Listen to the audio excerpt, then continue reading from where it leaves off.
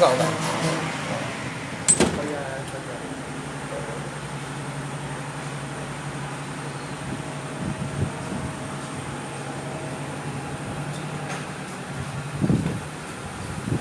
Settle lang, beri bawah. Beri bawah. Oh, dah siap Dah start ah. Dah order ah. Dapat. Kata pui. Alright. Nampak eh? Tak apa lah. Sabar ah. Tak adalah ah. Okay. Sabar ah. Kita ambil lain.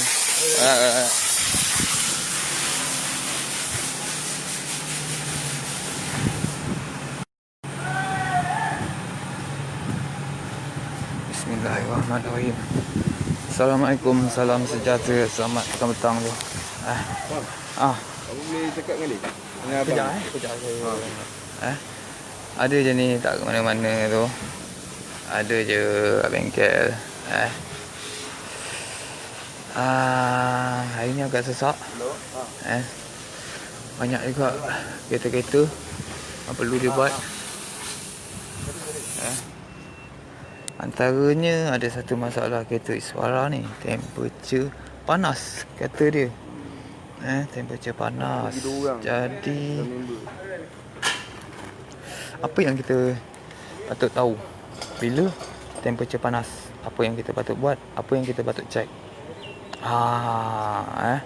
Okay, sekarang ni berada ni datang daripada mana? PJ. Dia datang daripada PJ.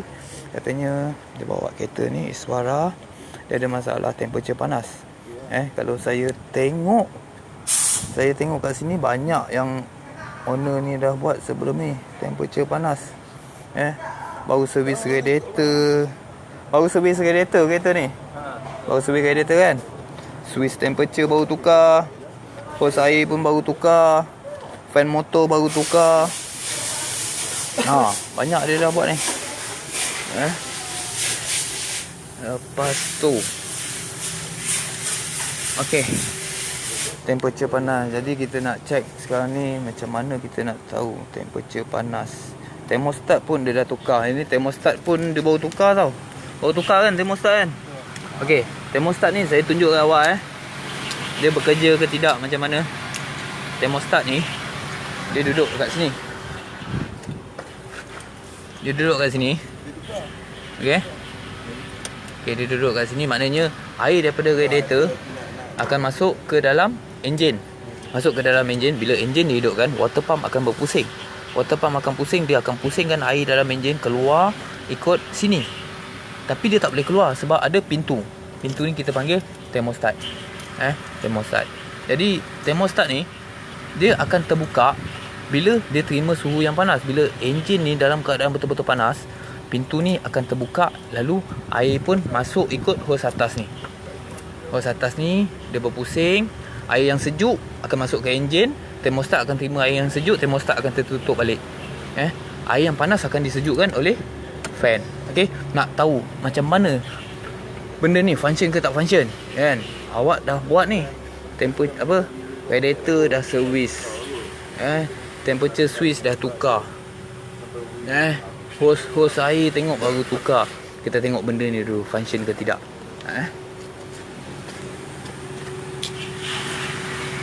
Kita tutup Kita tutup rapat Bila dia terima satu suhu yang panas, suhu air.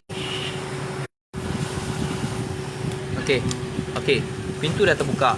Mana air panas air panas daripada enjin tu dah boleh berpusing keluar lah, masuk ke radiator, dia akan disejukkan.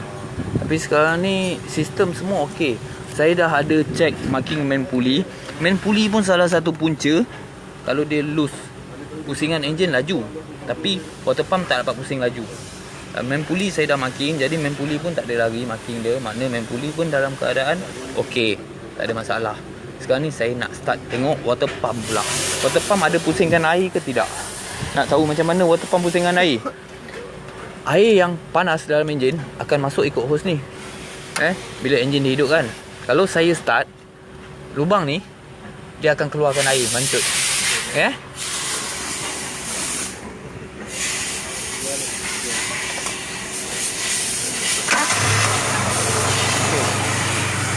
Okey, nampak air tenang Nampak air tenang Air yang tenang, jangan sangka tiada buaya.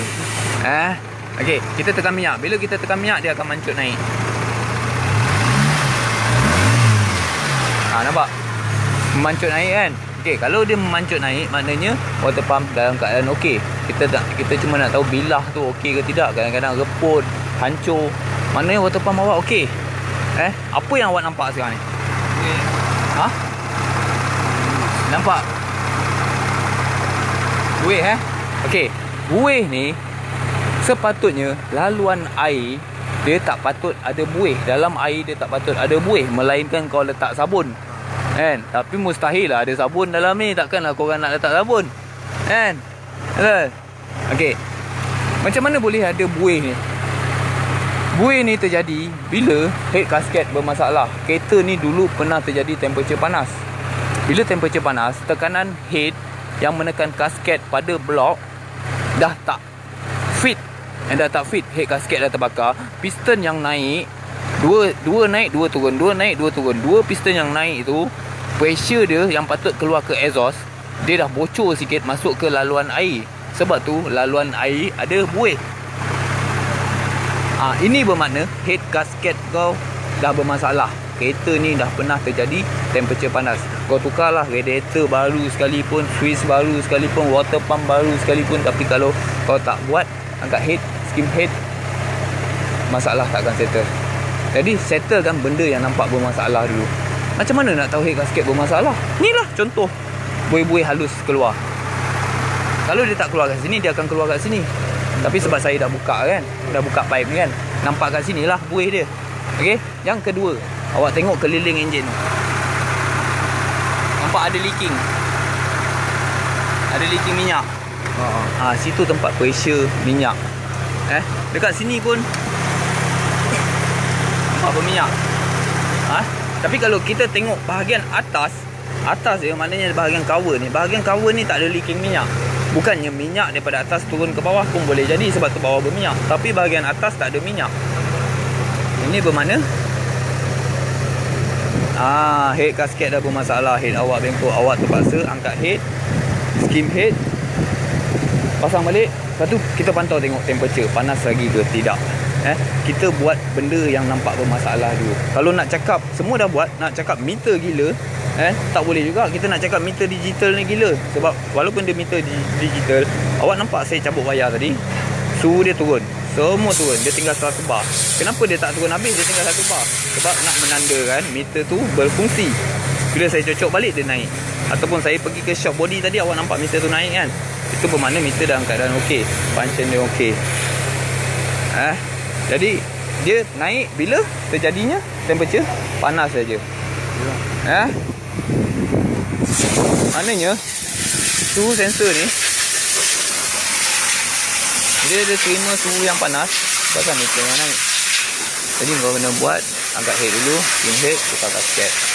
Tukar gasket insyaAllah settle masalah. Tapi alang-alang nak buat angkat head, nak skim head ni, nak tahu jugalah enjin ni dalam keadaan okey ke tidak, ada masalah makan minyak hitam ke tidak. Berapa umur kereta ni dah? 13 tahun. Tengok nombor plate WPN berapa tahun? 13 tahun. Okey, 13 tahun dah. 13 tahun piston tu dah kuat bekerja. Piston ring dah makan. Washer dah pergi, patut tukar. Kalau awak seorang yang bijak, bila angkat head, nak buat skim head tu, awak akan buat tak awal sekali. Sebab nak sedap, dah terlanjur jalan angkat head. Kalau awak nak angkat head, mata-mata nak buat skim head, tukar gasket. Kalau awak buat top overhaul pun sama juga. Masalah skim head, check gasket pun, temperature panas pun settle juga. Jadi pilihan kat tangan awak lah. Sebab alang-alang menyeluk terkasam orang cakap kan. Bila dah angkat head, nak settlekan masalah ni, keluarkan piston, tukar piston ring, InsyaAllah settle masalah.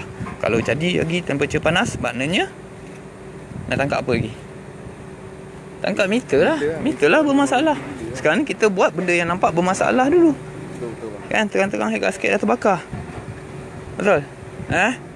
Okey, jadi awak pertimbangkan dulu masalah awak ni. Nanti saya pasang balik, tengok macam mana. Okey, ini je yang kita dapat kongsikan untuk hari ni, untuk rakan-rakan sahabat semua. Masalah temperature panas. Apa yang kita patut tahu, apa yang kita patut belajar daripada kita tertipu dan ditipu. Terima tu. Okey, apa yang tak minta banyak. Sekadar hari ni kita dah kongsikan, satu ilmu yang bagus, yang bermanfaat, yang korang rasa bermanfaat. Jika korang rasa ilmu ni bermanfaat, jangan sia-siakan apa yang buat live hari ni, pada hari ni. Minta share dan sharekan ilmu ni, sebab ilmu dikongsi bersama. Terima tu. Apa yang sudahi live hari ni dengan Assalamualaikum warahmatullahi wabarakatuh. Terima tu.